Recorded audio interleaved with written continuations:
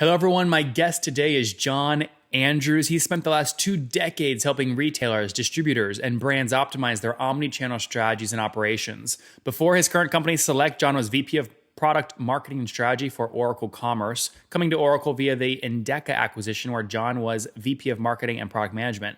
He started his career with Deloitte and Deloitte Consulting Strategy and Operations Practice, and he holds a BA in Economics and Computer Science from Boston College and received his master's degree from the Harvard Business School. John, are you ready to take us to the top? Yeah, sounds great. Let's do it. All right. So tell us about Celect. What do you do and what's your business model? How do you make money? Great. So we are at the highest level. We're a predictive analytics technology company. We are focused primarily on retail. The company was actually founded out of MIT by a couple of MIT professors who'd been collaborating on a line of research for the better part of the last decade, specifically around this idea of understanding customer choice, which I'm happy to give a little bit of detail on. But the main area that we're focused on with retailers is around inventory optimization. So helping retailers optimize inventory, optimize turns, reduce stockouts, reduce markdowns, et cetera. If you think about inventory, right, it's the largest number on a retailer's balance sheet. It's also, at the end of the day, the most important thing a retailer has to figure out, right? What products to bring into inventory, how much of them, in what assortment, and then how to allocate them to all their customer touch points in terms of stores, fulfillment centers to get them shipped out to customers. If you can optimize that so that you've got the right products at the right place at the right time, you're going to make a lot more money. Really tough. In retail right now, yeah, that's an important thing. Yeah, I mean, look, I have always wondered how these retail entrepreneurs figure out not only what style of things to carry, but then multiply by another factor of complication because you have sizes, right? Different sizes, different colors. I mean, you have literally infinite choices. That is exactly the kind of thing I don't want to be doing because I like simplicity. So tell us can you give us an example of a store you're working with and how you help them double down on what's working through the data you provided? Yeah, absolutely. So the process that we help our customers with, right, is kind of through the merchandising and planning process and into the supply chain process, right? So through kind of you can think of the inventory optimization cycle as kind of a plan, buy, allocate, and fulfill process, right? On the planning side, we're helping our customers, and our customers include folks like Urban Outfitters, Anthropologie, Free People, Aldo, Montreal, up in Montreal, the shoe manufacturer, designer, and retailer, Saks Fifth Avenue, et cetera.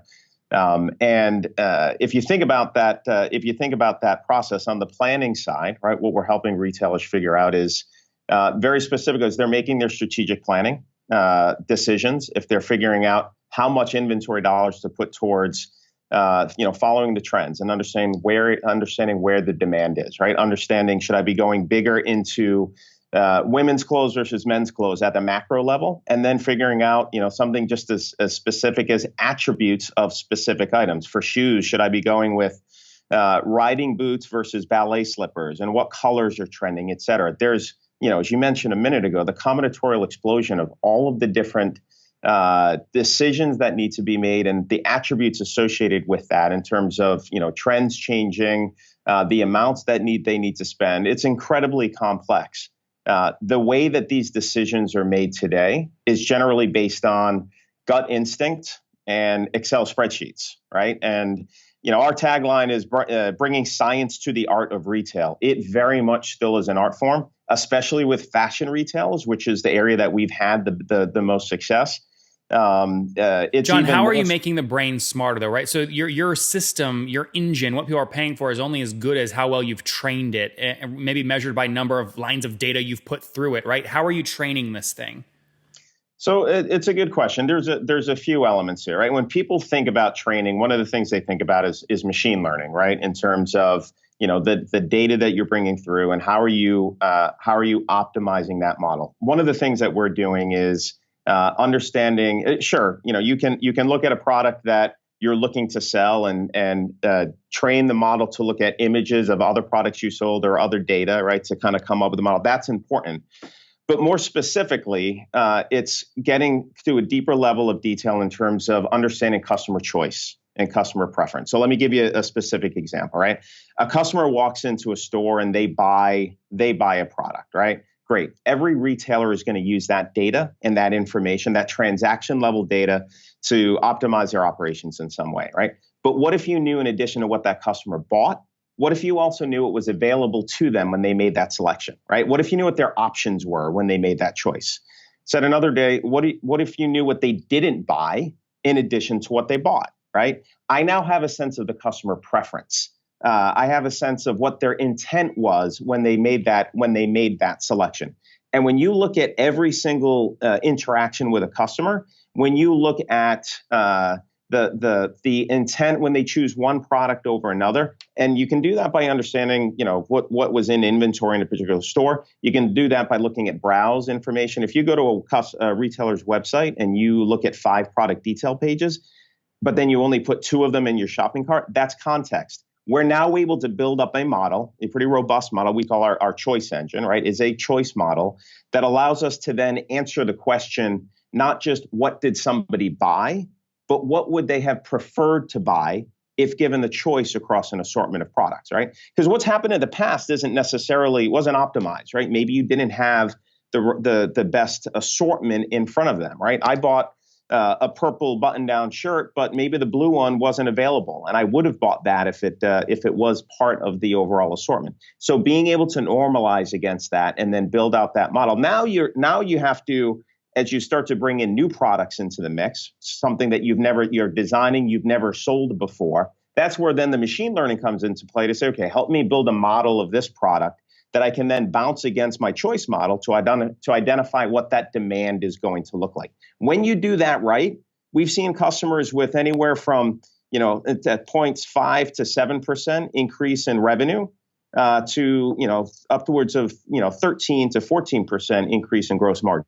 Yeah, look, you saying all this, I can't help but think, and I'm sure people listening are thinking, yeah, this is why Amazon is so big. They have the best data collection engine anywhere, and they can make it smarter than anybody. You even mentioned, you gave the example, you like product pages because you can see what was viewed. You can't necessarily see that in the store. You know it was there, and you know what I bought and didn't buy, but you don't know if I picked something up and put it back down, or, I don't think you do, unless you have trackers and things in every single store. Yeah. No, now the technology is getting better where there are in-store sensors. There's RFID where you can see what goes into the dressing room, what comes out, and then what goes up and people buy.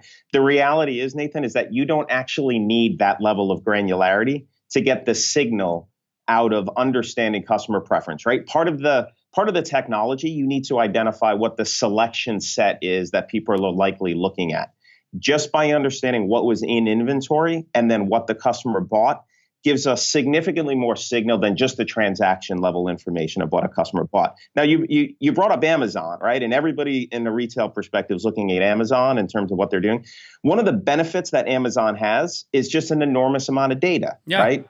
The challenge that other retailers have, even though they feel as though they have a lot of data, the issue is that they actually have very sparse data about an individual customer and individual products, and specifically with those customers interacting with those products, right? So the reality is they need to be able to pull signal out of what is actually very sparse data.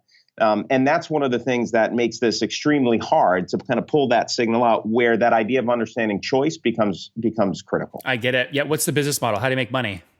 So we're a SaaS-based subscription model. What we do is we take a customer's data, we run it through our engine, and then we expose that information via a web-based interface that customers can interact with on real time. Okay. So I'm mentioning earlier from the different solutions that I talked around plan optimization, buy optimization. The interaction on the plan side is it's very interactive. Customers are doing optimization based on their constraints in terms of how much money they have for inventory, how much space they have in a store. John, I don't mean to cut you off, but I want to get more of your story out before we have to wrap up. Give me a sense of customer size in terms of what are they paying you usually on average? Are we talking like $10 or $1 million or $1,000 or? Yeah.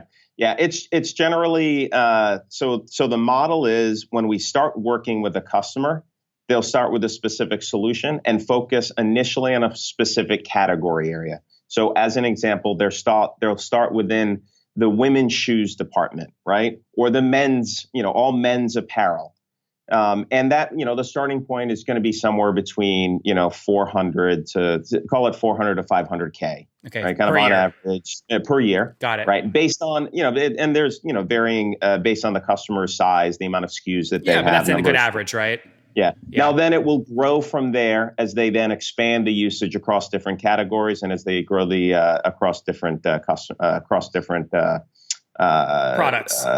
The solution areas. Yeah. Yeah. So do you probably have a pretty predictable model in terms of a year one contract value will definitely grow by, call it, 40% in year two and another 30% in year three, et cetera. I mean, what are these people ultimately worth to you? What's the lifetime value of customer do you model?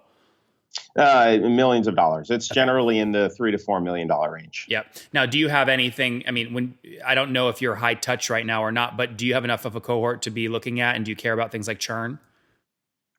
Absolutely care about things in terms of churn. We don't have because our customers are generally much larger in contract size. I mean, those contract dollars that's a good percentage of a customer's spend, right? Yep. As they start to look at their spend. So it's not that we don't have the churn that we have been retailers that have been struggling financially. Totally. I mean, that's your biggest threat, right? I mean, that's why, exactly. Honestly, that's why I'm guessing here, correct me if I'm wrong and I'm just being arrogant, but that's why fashion is your number one place, because it's very hard for an Amazon to kill fashion brands when it's highly personable. Yeah, no, absolutely. And frankly, we have a number of customers who have recently restructured and come out of bankruptcy, right? And are turning things around and actually, using the insights that we're helping provide them to do that better. John, I would take all that credit if I was you. JC, anybody coming out of bankruptcy, it's John's, it's Celect. It has to be Celect. Amen. Amen. All right, John, what year was the company founded in? Company was founded in 2013. Okay, and you mentioned it's kind of spun out or something at MIT. I mean, were you there on the founding team, or these professors brought you in after they got initial scale? So I came in right as we were looking at our Series A financing, okay. Right? So basically, the two professors, insanely smart guys, had a couple of young developers working with them, built up beta product, had a couple of beta customers, and then I joined on in the middle of 2014, basically just about a year later, and that's when we started scaling out the business. How much total have you raised? We've raised a total of $15 million. Okay, 1.5. Yeah, 1.5. Now, was that Series A? Were you an EIR at the VC that led, and it was contingent on you joining, or no? No, it wasn't. Okay. No, I was not an EIR. When I came on, is basically the lead for that Series A. Me interviewing them interviewing me, so the timing coincided there. And what are you at now today in terms of team size? And is everyone based up there in Boston? The majority of the team is based here in Boston. We've got about 55 people at this point. We have a handful of folks out in the West Coast. We've got a couple of folks in New York as well, and then a few sales folks scattered geographically across the U.S. But all U.S. based. Okay. And over the past kind of, call it 3.5, 4 years, what have you guys scaled to in terms of total customers using you? So we're in the middle teens at this point. Okay, good. So it's very much a high touch, kind of high contract value model versus the opposite, low ARPU, high volume. Exactly. Got it. So we'll call it between 10 and 20 customers, enterprise counts. Yeah. Okay, very fair. What is churn right now annually? So we've had 2 customers who've churned over the past 4 years. Yeah. I always wonder, I mean, maybe you can educate me here because you're in it. I always wonder how companies like yours with so few customers, how you actually measure churn. Because if you lose one, it's a big impact on the business. Yeah. It's a really hard thing to measure, right? If our model was, hey, download something from our website, put your credit card in, we've got thousands of customers, you can measure based on cohorts, much easier. It's an enterprise sales model, right? It is, and our revenue is much lumpier than I would like it to be, right? But when you're looking at the dollar amounts that we're able to get from customers based on the value that we're providing to them and the high touch in terms of kind of working closely with them as they get up and running and helping enable their teams, right? There's a lot of value there, but it's very difficult to just kind of have the dashboard of some of those metrics that you really like to measure from a SaaS perspective, given the lumpiness. Your chart, when you say lumpy, I mean your revenue growth chart month over month probably looks much more like a staircase than it does a ski slope, right? It's a little more jagged staircase than I'd like to. It's going up and to the right, but not every step's the same size. Yeah, no, I understand. And now in terms of size, I mean, look, if you're in the low teens at the contract values, you said you guys are well past the $6 million ARR mark at this point, correct? If I just multiply those. I think we're just a little bit lower than that. Okay, so somewhere in that range, maybe some early discounts or something like that. Yep. What are you growing at right now, year over year? Would you say? So last year was it's about 2.5x. Oh wow! Holy mackerel! Yeah, but that's okay. You're coming from a small number. The numbers aren't huge yet. Yeah. In 2015, right, that number was based on a few beta customers. Starting to build out some of the larger contracts, and then really scaling much more in 2017. Yeah, I mean, so if I'm gonna try and do the math in my head here, if you're 2.5x scale, back 12 months ago in December 2016, you were somewhere around doing about 150 grand a month, or around 1.8 million annually, and now again you're about 2.5x that. Exactly. Yeah, good stuff, good growth, healthy growth.